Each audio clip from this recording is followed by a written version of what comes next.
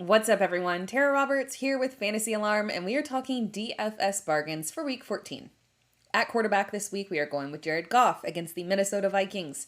The Vikings defense just continues to get obliterated by opposing quarterbacks. Mike White threw for nearly 400 yards against them last week, and Goff is coming off of back-to-back 2-touchdown performances with 340 yards last week. This game has the highest point total of the main slate, and if this is a shootout, Goff will pay off. At running back, Foreman has been cleared to play, and he's a fantastic bargain at 5,400 on DraftKings. The Panthers play the Seahawks, a team that has given up the fourth most fantasy points to opposing running backs. This is an excellent matchup, and Foreman has 4 games over 100 yards on the ground this season. Foreman is a pretty simple guy to figure out. When the matchup is excellent, he thrives. This is a fantastic setup for him, and Carolina will likely rely on the ground game versus forcing Sam Darnold to throw for high volume. If Kenneth Walker is out, we can look at the Seattle running backs. This is a very specific situation because we are going to have so many things going on. But we do have a tiny bit of information to help clarify things. As of the filming of this video, Travis Homer and Tony Jones are the only 2 backs that are cleared for Week 14. The others are not out. These are just the guys that are currently cleared. I don't really view Tony Jones as a significant threat, so Homer is a very interesting play at $5K on DraftKings. Kenneth Walker and DJ Dallas did not practice this week, and it seems unlikely that they'll play.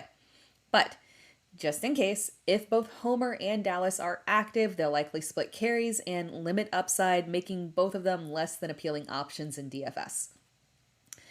At wide receiver, you already know where I'm going this one, but I love Zay Jones at 4,700. Do not think for 1 second that one bad week will deter me from my favorite bargain wide receiver. Last week was strange. Even Christian Kirk had a little mediocre performance when it should have been a very strong matchup. But provided Zay Jones is active, I am looking for a nice bounce back game here and for Jones to get back to that double-digit target performance level. But in the event that Jones can't play because he is dealing with a chest injury, try another Jones. Marvin Jones would be a strong value play at just 3,800. Now, we talked about Jared Goff, and obviously you can and should pair him with Amon-Ra St. Brown. But if you want to add in a bargain and do a triple stack or use this player on his own as a solo value play, DJ Chark is a solid option at 4,300. While the debut of Jameson Williams was fun in theory, it is a good reminder that he is a rookie fresh off a major injury. Chark is the Lions wide receiver 2, coming off a strong performance of 5 receptions for 98 yards. Corey Davis at 4,200 is another interesting play. Elijah Moore gets all the attention as the guy that we want to be the wide receiver 2 for the Jets. But the second option behind Garrett Wilson is clearly Corey Davis. Davis is coming off a game of 5 receptions on 10 targets for 85 yards. And while Buffalo's defense has typically been strong, it's actually been kind of vulnerable against the pass. Mike White is a bit of a liability in this game because of the matchup. And if Buffalo takes an early lead, though, it could force him to have to push volume through the air.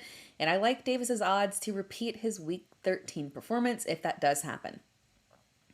With Brandon Cooks and Nico Collins out, Chris Moore at 3,400 is another low-priced option. Moore has had a few decent games this season and has 2 touchdowns on the year, but now is his time to step up as the Texans wide receiver 1. Dallas is a terrible, terrible matchup, but the Texans won't be competitive and will be playing from behind, so Moore should see ample targets. And I'm going to do something a bit different at tight end this week. There are some fine, low-cost tight ends. Greg Dulcich is going to be an extremely popular play. Evan Ingram is a great option if Trevor Lawrence is active. And you can even dip down below 3K with someone like Chigoziem Okonkwo. But who is sitting in the weird middle section that isn't really low priced, but is 100% a bargain for his actual value? It is George Kittle. Kittle will have a new quarterback this week, but the switch to a rookie isn't always a bad thing for tight ends, and ownership percentage is looking very low on Kittle. So Kittle at just 4,300 low rostered, could technically be a huge bargain play this week. Kittle has had 2 subpar games in a row, but when Kittle hits, he hits. And Tampa Bay has given up the 4th most fantasy points to opposing tight ends. I love this matchup. Thank you for watching this video. Be sure to like and subscribe to Fantasy Alarm and come back next week for another round of DFS bargains.